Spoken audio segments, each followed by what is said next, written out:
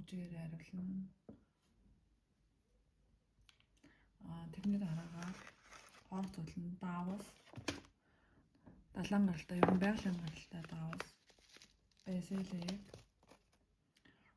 ийм ногоон өнгөтэй мөнгөний будаа байхгүй бол цагаан будаа гэж болно.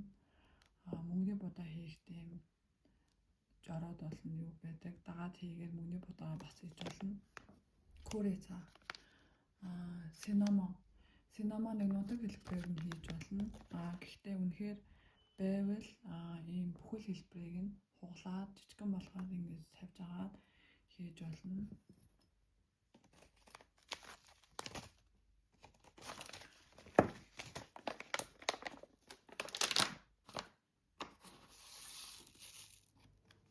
Тэгэхээр давсаа хийн.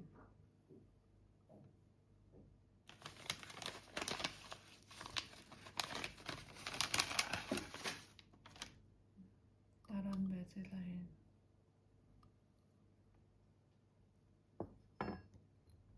Дээрээс нь мөнгөний будаанасаа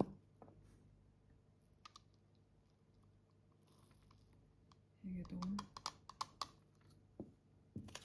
Тэгээд цаасан дээр доллар болон хязгааргүй тэмдээгийг зураад хийгээд өгнө.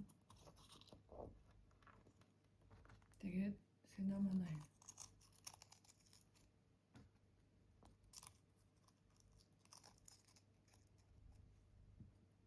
За ингээд таглаад энийг ногоон лагаар лацтаад өгнө.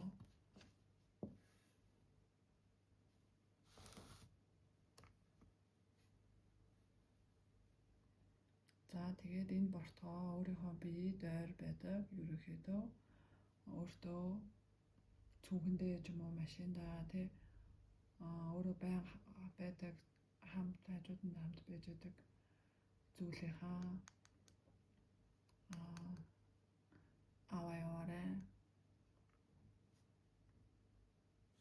ингээд ногоолгаараа бүх ирмэг хэсгийг нь лацтаж өг. Ингээд мөнгөний бортог маань бэлэн боллоо.